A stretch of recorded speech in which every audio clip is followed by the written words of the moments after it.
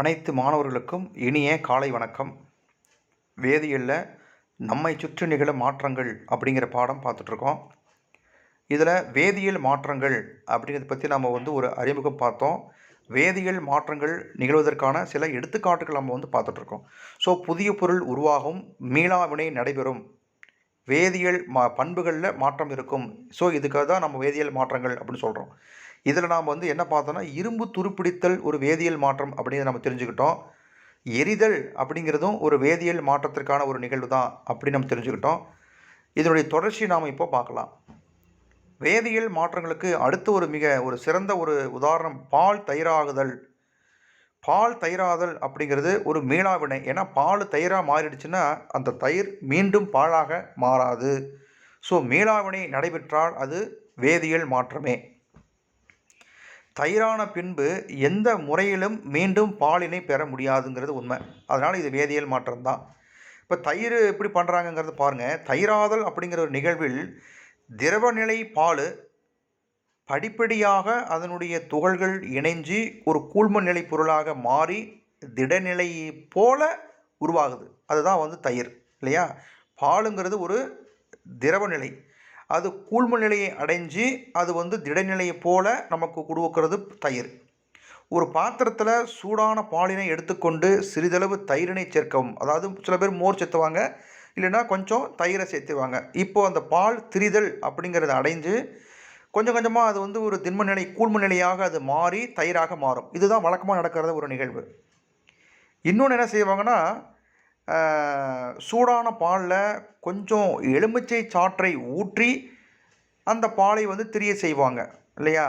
அப்போது நீங்கள் புறமோர்னு சொல்லக்கூடியது பிறைமோர் அதை போட்டு, இல்லைன்னா தயிரை ஊற்றி நம்ம அந்த பாலை திரிதல் அடைய வைக்கிறதுக்கும், எலுமிச்சை சாற்றை ஊற்றி அதை திரிய வச்சதுக்கப்புறம் வரக்கூடிய அந்த தயிரையும் சுவைச்சு பார்க்கணும். அந்த 2 தயிருக்கு உருவாகக்கூடிய அந்த சுவையினுடைய வேறுபாடு என்னங்கிறத நீங்கள் கண்டுபிடிச்சி பாருங்கள்.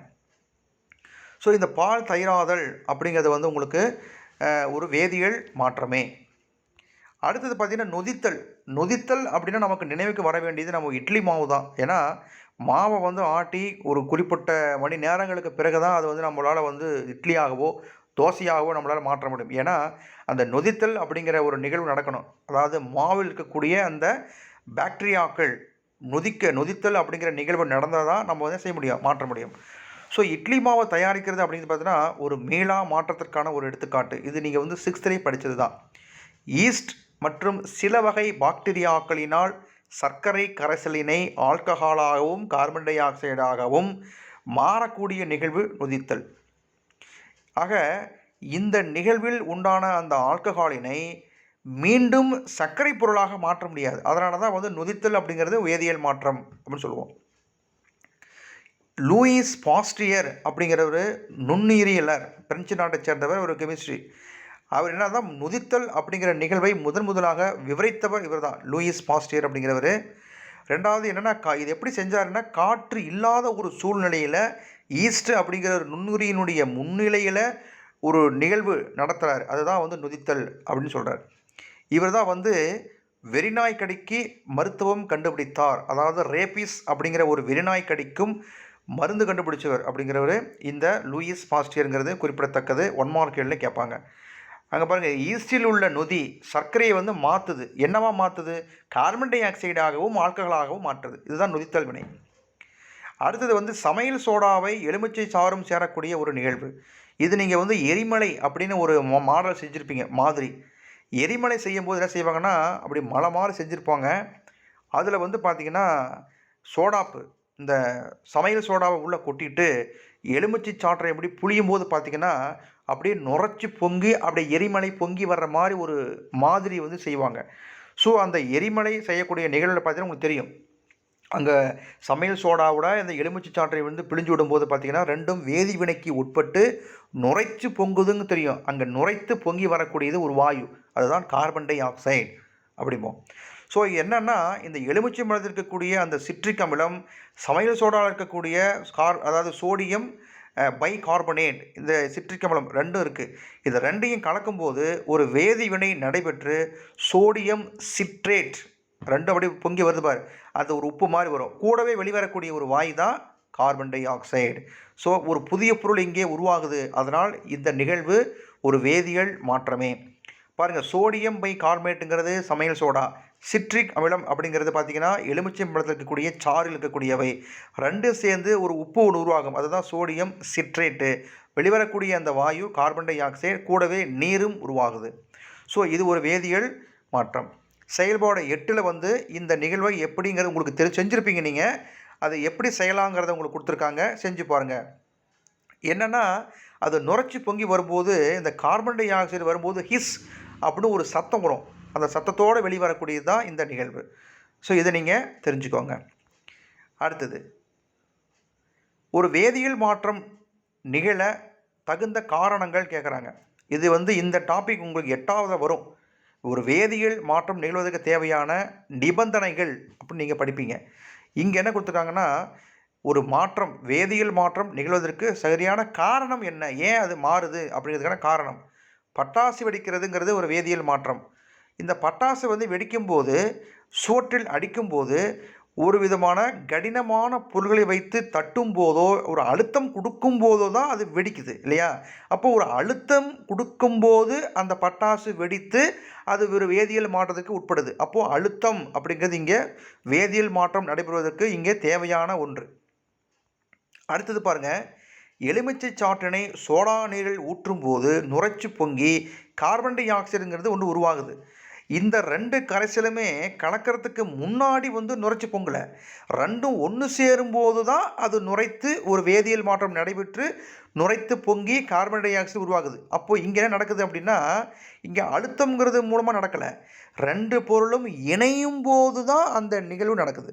அப்போ முதலில் பட்டாசு வெடிக்கிற நிகழ்வு என்ன செஞ்சோம் அப்படின்னா, ஒரு விதமான தட்டும் போதோ, இல்லை வந்து தூக்கி எறியும் போதோ, இல்லைன்னா ஒரு அழுத்தம் கொடுக்கும் போதோ, நெருப்பு பற்ற வச்ச உடனே அது வேகமாக உள்ளே போய் ஒரு அழுத்தம் கொடுக்குது. அந்த அழுத்தம் கொடுப்பதன் மூலியமாகத்தான் அது வெடிக்குது. எல்லா வெடிகுண்டு வெடிக்கிறது அதே மாதிரி தான், ஒரு அழுத்தத்தினால தான் வெடிகுண்டு வெடிக்குது. பட்டாசு வெடிக்கிறது அதனால தான், அழுத்தம் தான் முக்கியம். இங்கே எலுமிச்சை சாற்றில் பார்த்திங்கன்னா, ரெண்டும் சேர்ந்து சேர்றதுக்கு முன்னாடி, அதாவது எலுமிச்சை சாறும் சோடா நீரும் சேர்றதுக்கு முன்னாடி அது நுரைச்சி பொங்கலை, சேர்ந்ததுக்கு அப்புறம் தான் நுரைச்சி பொங்குது. அப்போ என்ன அர்த்தம்? 2 பொருளும் இணையும் போது தான் அங்கே வேதியியல் மாற்றம் நடைகிறது. அப்போ இணைதல், 2 பொருளும் இணைதல் அப்படிங்கிறது முக்கியம். அடுத்தது, வேக வைக்காத அரிசியையும் வேக வைத்த சாதத்தினையும் நாம் சாப்பிட்ருக்கோம். அரிசி சாப்பிடும்போது எப்படி இருக்குது, அதே நம்ம வந்து பொங்கி சாப்பிடும்போது, அந்த சாதமாக சாப்பிடும்போது எப்படி இருக்குது, சுவையில் வித்தியாசம் இருக்குது இல்லையா? அதுதான். இப்போது சமையல் அப்படிங்கிற ஒரு நிகழ்வு வேதியியல் மாற்றத்திற்கு காரணமாக இருக்கான காரணம் தான். ஏன் அப்படின்னா, அரிசியுடன் தகுந்த அளவு நீரினை சேர்த்து வெப்பப்படுத்தி வேக வைக்கும் பொழுது அரிசியினுடைய தன்மையும் சுவையும் முற்றிலும் மாறி வேறு ஒரு பொருளாக மாறுது. அப்போ வந்து சமைச்சாச்சுன்னு அர்த்தம் இல்லையா? அப்போது இங்கே என்ன செஞ்சதுனால அங்கே வந்து அரிசி சாதமாக மாறுச்சு? வெப்பப்படுத்துவதன் மூலியமாக இல்லையா? அப்போ வெப்பப்படுத்துதல் அப்படிங்கிற ஒரு செயல் நம்ம செய்யலைன்னா அரிசி அரிசியாக தான் இருக்கும். அப்போது இங்கே வெப்பப்படுத்தணும், அரிசி வந்து வெந்து நமக்கு சாப்பாடாக மாறிப்போச்சு. அரிசியினுடைய சுவை வேறு, சாதத்தினுடைய சுவை வேறு. அப்போ இங்கே என்ன நம்ம கொடுத்தோம் அந்த வேதியியல் மாற்றத்திற்கு? வெப்பம் அப்படிங்கிறது முக்கியம். அடுத்தது, சமையலில் வனஸ்பதி அப்படிங்கிற பயன்பாடு நாம் தெரியும். தாவர எண்ணெயிலிருந்து எடுக்கக்கூடியது. இந்த தாவர எண்ணெய்களில் ஹைட்ரஜன் அப்படிங்கிற வாயு சேர்க்கப்பட்டு வனஸ்பதி தயாரிக்கிறாங்க. இந்த வினையில் அந்த வினைவேக மாற்றியாக, வினையினுடைய வேகத்தை மாற்றக்கூடிய வினை ஊக்கியாக அப்படின்னா நிக்கல், பிளாட்டினம் அல்லது பல்லேடியம் அப்படிங்கிறத பயன்படுத்துகிறாங்க. அதாவது வினையின் வேகத்தை கூட்டவோ குறைக்கவோ நீங்கள் வந்து அடுத்த ஆண்டில் படிப்பீங்க. வினைவேக மாற்றி, வினையூக்கி அப்படின்னு படிப்பீங்க. இங்கே வினையூக்கியாக பயன்படக்கூடியது, அதாவது வேதியியல் மாற்றம் நடைபெற வேண்டும், அது சிறப்பாக நடைபெற வேண்டுவதற்காக நம்ம கூட சேர்க்கக்கூடிய ஒரு வினை ஊக்கியாக பார்த்தீங்கன்னா இந்த பிளாட்டினம், பல்லேடியம், நிக்கலை பயன்படுத்தப்படுகிறது. நீர் அப்படிங்கிறது ஒரு வேதிச்சேர்மம். எந்த காரணிக்கும் உட்படாத வரை அது நீராக தான் இருக்கும். இந்த நீரில் நாம் ஒரு அமிலத்தினை ஒரு துளி சேர்த்துட்டோன்னு வச்சுங்களேன், மின்னார் பகுப்பு அப்படிங்கிற ஒரு செயல் நம்ம வந்து ஈடுபடுத்தும் போது அந்த நீர் பிரிகை அடைந்து நீரில் உள்ள அந்த 2 வாயுக்கள், ஹைட்ரஜன், ஆக்சிஜன் வாயுக்கள் பிரிஞ்சு போயிடும், வாயுக்களாக அது மாறும். அப்போ நீராக இருக்கும்போது இருக்கக்கூடிய இந்த திரவ நிலை மின்னார் பகுத்தல் அப்படிங்கிற நிகழ்வுக்கு பிறகு பார்த்தீங்கன்னா அது பிரிகை அடைந்து ஹைட்ரஜன்கிற வாயுவாகவும் ஆக்சிஜன்கிற வாயுவாகவும் மாறுது.